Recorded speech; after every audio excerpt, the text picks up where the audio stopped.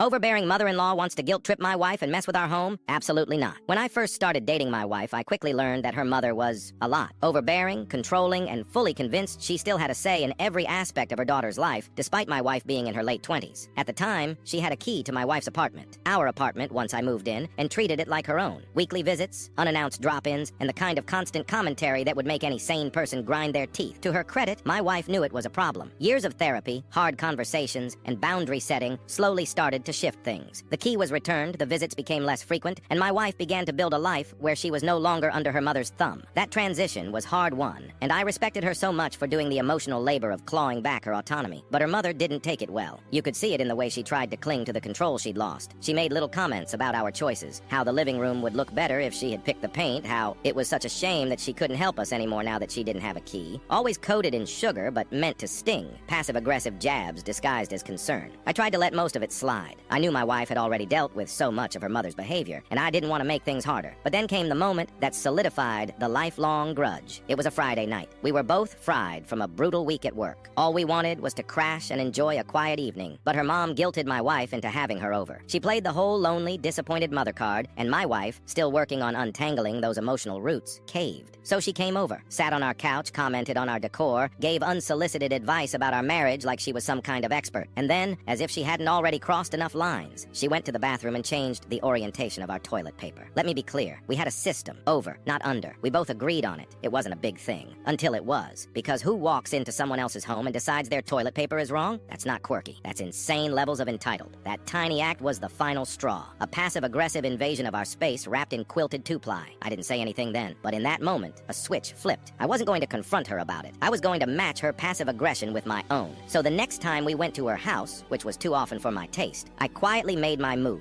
I changed the toilet paper orientation in every single bathroom. 3 of them. 1 upstairs, 1 downstairs, 1 in the guest wing. All flipped. I didn't announce it, didn't gloat, just made the switch and went about my visit like everything was normal, and I've done it every visit since, for 15 years. Every holiday, birthday, barbecue, whenever we step foot in her house, I flip the toilet paper. I've done it so consistently that I imagine she just assumes it's some strange, natural phenomenon. Maybe she knows it's me, maybe she doesn't, but she's never said a word about it. And more importantly, she has never touched our toilet paper again. It's a petty act, a stupid small hill to die on, but it's mine. It's my tiny rebellion against a woman who once tried to manipulate and guilt her daughter into submission, a symbol that we draw the line in our home, and that she doesn't get to cross it.